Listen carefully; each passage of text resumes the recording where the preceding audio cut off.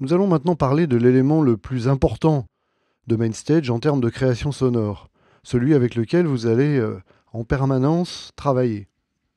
Il s'agit des patchs. Alors dans MainStage, les patchs, ce sont ces éléments de la liste de gauche qui sont en dessous du concert. En général, les patchs vont soit représenter des sons, comme vous le feriez à l'intérieur d'un synthétiseur, ou alors peut-être le titre de vos chansons, simplement chaque patch représentant les sons que vous allez utiliser dans une chanson. Un patch peut être une combinaison assez complexe de sons, d'effets, de contrôleurs, et c'est là-dessus qu'on va se pencher maintenant. Alors, la première chose, c'est que un patch, évidemment, n'a de sens que si nous avons des éléments positionnés à l'intérieur de notre table de mixage, c'est-à-dire en gros des tranches de console. Donc par défaut, c'est vrai que quand on rajoute un patch, ça n'est pas forcément un patch contenant quelque chose. Donc là, on va rentrer déjà dans une première considération, qui est la considération de l'utilisation de la librairie de MainStage. Quand on sélectionne une tranche de console dans la console, l'inspecteur ici nous affiche un certain nombre de choses relatives à cette tranche de console. Ce sera toujours le même principe dans MainStage comme dans beaucoup d'applications Apple. Vous sélectionnez quelque chose et il y a un inspecteur qui vous donne des informations sur ce qui est sélectionné. En l'occurrence, ici, nous voyons 4 onglets. Penchons-nous dans la bibliothèque des tranches de console. Donc pourquoi est-ce que c'est la bibliothèque des tranches de console qui est sélectionnée? Tout simplement parce que c'est une tranche de console qui est sélectionnée actuellement. Observons ce qui se passe si je sélectionne le patch dans la colonne de gauche. La bibliothèque change d'aspect tout simplement parce que c'est une autre bibliothèque et c'est une bibliothèque de patch. Alors pour ceux qui connaissent bien les logiciels tels que Logic ou d'autres, une tranche de console, c'est une mémorisation du contenu d'une tranche de console. Donc ici c'est quelque chose d'assez simple, on voit qu'on a un piano électrique et puis on a 2 départs d'effets.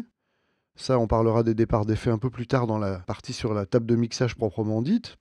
Et donc la liste que nous avons ici, ce sont simplement des réglages de tranches de console, tels que vous les connaissiez dans le temps dans MainStage pour ceux qui ont utilisé les versions précédentes, ou dans Logic.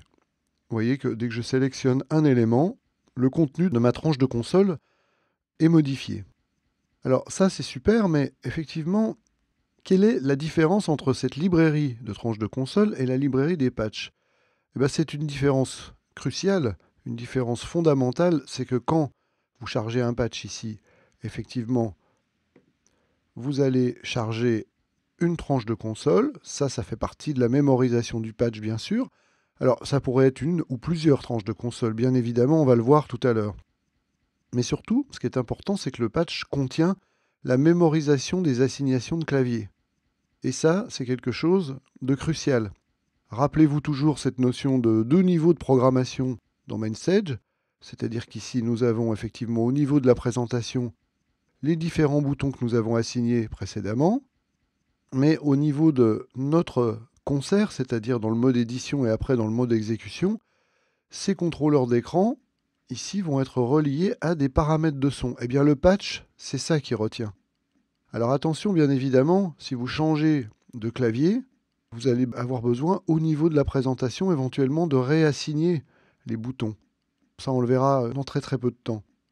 Mais ce qui est important de bien faire comme distinction, c'est que ici, vous avez des tranches de console qui certes peuvent être très sympas et au niveau du son, vous pouvez avoir fait des choses assez sophistiquées. Et de toute façon, quand vous créez un son, c'est là que ça va commencer.